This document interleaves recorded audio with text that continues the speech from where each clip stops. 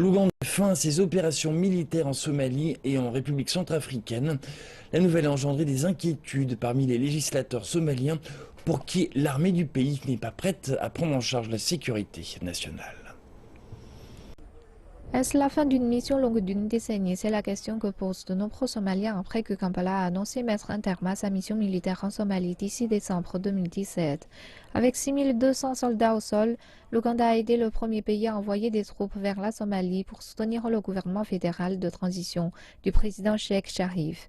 Les militants ont été délogés de la capitale Mogadiscio et des régions avoisinantes. Actuellement, les autorités disent que le processus de reconstruction de l'armée somalienne est en cours, mais pour les législateurs, se redressent après les gains militaires remportés dans le pays.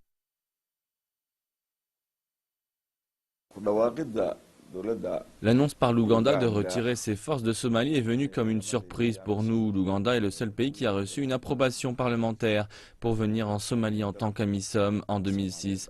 À l'époque, le pays n'avait pas de forces de sécurité. Aujourd'hui, beaucoup de choses ont changé, mais le pays a encore besoin de soldats de maintien de la paix de l'Union africaine. Le groupe militant Al-Shabaab a attaqué Rwandaise en Somalie à plusieurs reprises. En 2015, il a envahi ce poste militaire à Janal en faisant de nombreux morts chez les soldats. Il a également revendiqué la responsabilité des attentats de 2010 à Kampala, qui ont fait 76 morts pour punir l'implication de l'Ouganda en Somalie.